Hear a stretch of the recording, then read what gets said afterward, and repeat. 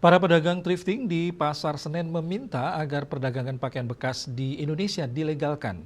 Mereka menilai pelarangan thrifting dapat merugikan jutaan orang yang menggantungkan hidupnya pada sektor tersebut. Selain meminta agar thrifting dilegalkan, mereka juga mengungkap adanya permainan oknum alias pungli di balik impor thrifting sebesar 500 juta rupiah untuk satu kontainer.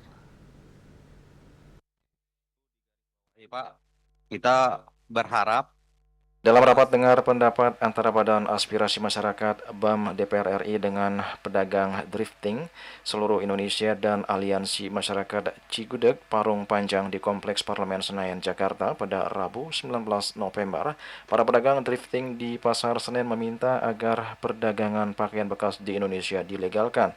Pelarangan drifting dinilai dapat merugikan jutaan orang yang menggantungkan hidupnya pada sektor tersebut. Salah satu perwakilan pedagang drifting dari Pasar Senen, Jakarta, Rifai Silalahi meminta BAM DPR memberikan solusi terhadap larangan penjualan barang bekas atau drifting di Indonesia. Rifai menyebut pelarangan drifting tidak hanya menyasar aktivitas perdagangan pakaian bekas, tetapi juga berdampak luas bagi masyarakat yang telah menekuni usaha ini secara turun-temurun. Rifai berharap pemerintah segera merumuskan regulasi yang mengakui drifting sebagai sektor usaha legal. Menurutnya, legislasi drifting di Indonesia akan memberikan kepastian hukum sekaligus membuka peluang bagi pemerintah untuk meningkatkan pendapatan negara melalui pajak. Dalam kesempatan tersebut, Rifai juga mengungkapkan adanya permainan oknum yang mengambil untung dari impor baju ilegal. Rifai menyebut untuk satu kontainer baju ilegal yang masuk, para importir harus membayar uang sebesar 500 juta kepada oknum yang dimaksud. sebenarnya kita berharap masuknya ini barang thrifting ini sekarang bisa dilegalkan. Kita mau bayar pajak. Yang utama itu, kita mau bayar pajak.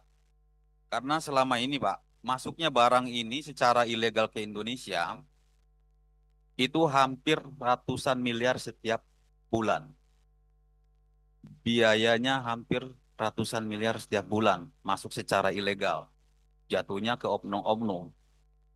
Nah sekarang, kalau memang tuntutan Pak Menteri Purbaya kemarin untuk menertibkan untuk membayar menambah pemasukan ke negara, kenapa tidak? Apa salahnya thrifting ini dilegalkan? Berapa biaya per kontainer masuknya yang legal dan ilegal? Kalau yang ilegal itu kurang lebih 550 juta per kontainer. Ilegal, Itu biaya ilegal. ilegal. Jadi satu kontainer itu bayar 550 juta untuk bisa masuk ke Indonesia. Betul. Biaya masuk ke mana? Biaya masuk ke mana? Kalau biaya masuk ke mana mungkin gini Pak, bukan rahasia umum lagi, artinya begini. Barang itu bisa masuk tidak sekonyong-konyong sampai ke Indonesia ini terbang sendirinya Pak.